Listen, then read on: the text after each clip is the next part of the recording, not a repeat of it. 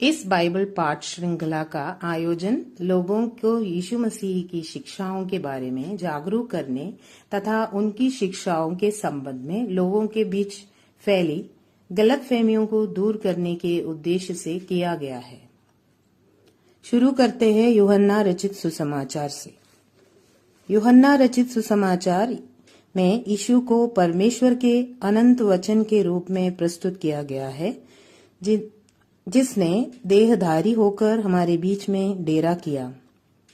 इस पुस्तक में यह स्पष्ट कथन है कि यह सुसमाचार इसलिए लिखा गया है कि इसके पाठक विश्वास करें कि यीशु ही प्रतिज्ञात उद्धारकर्ता अर्थात परमेश्वर का पुत्र है और वे यीशु में विश्वास के द्वारा जीवन प्राप्त कर सके।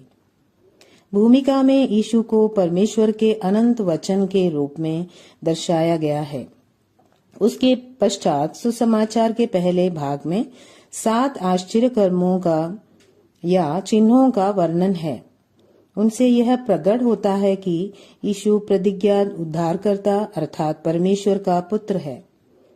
दूसरा भाग उपदेश है। उनमें यह समझाया गया है कि इन आश्चर्य कर्मों का अर्थ क्या है। इस भाग में यह भी बताया गया है कि कैसे कुछ लोगों ने यीशु में विश्वास किया और उसके अनुयायी बन गए, जबकि अन्य लोगों ने उसका विरोध किया और विश्वास करने से इनकार कर दिया। 13 से 17 अध्याय में यीशु के पकड़वाए जाने वाली रात को यीशु की उसके चेलों के साथ घनिष्ठ सहभागिता और क्रूस पर चढ़ाए जाने से पूर्व की संध्या को चेलों को तैयार करने और उन्हें उत्साहित करने वाले यीशु के वचनों का विस्तार पूर्वक वर्णन है। अंत के अध्यायों में यीशु के पकड़वाए जाने और मुकदमे, उसमें उसके क्रूस पर चढ़ाए जाने, गाड़े जाने, पुनरुत्थान और पुनरुत्थान के बाद चेलों को प्रकट होने का वर्णन है। यूहन्ना मसीह के द्वारा अनंत जीवन के दान पर बल देता है। यह एक ऐसा दान है जो अभी आरंभ होता है और उनको प्राप्त होता है जो यीशु को मार्ग, सत्य और जीवन के रूप में ग्रहण करते हैं।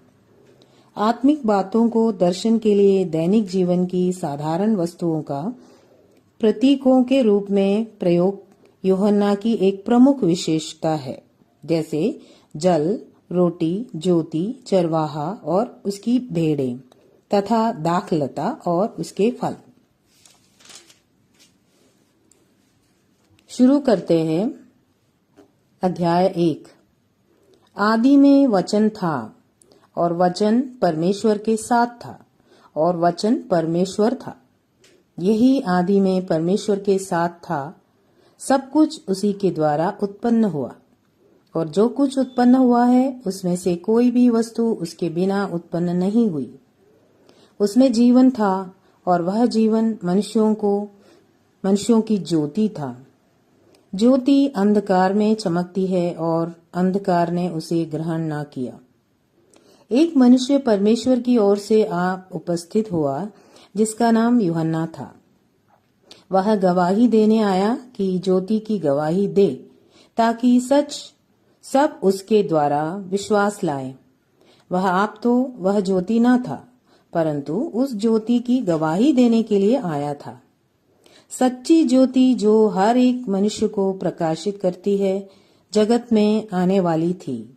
वह जगत में था और जगत उसके द्वारा उत्पन्न हुआ और जगत ने उसे नहीं पहचाना। वह अपने घर आया और उसके अपनों ने उसे ग्रहण नहीं किया, परंतु जितनों ने उसे ग्रहण किया उसने उन्हें परमेश्वर की संतान होने का अधिकार दिया, अर्थात उन्हें जो उसके नाम पर विश्वास रखते हैं।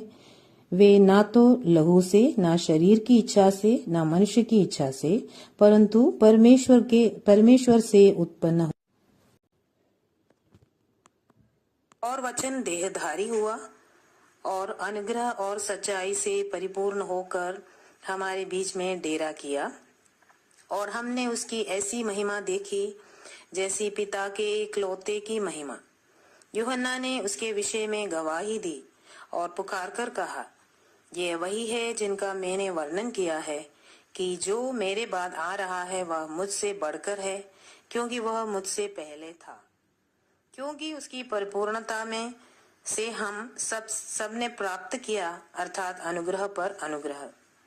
इसलिए कि व्यवस्था तो मूसा के द्वारा दी गई, परंतु अनुग्रह और सच्चाई यीशु मसीह के द्वारा पहुंची। परमेश्वर को किसी ने कभी नहीं देखा, इकलौता पुत्र जो पिता की गोद में है, उसी ने उसे प्रकट किया।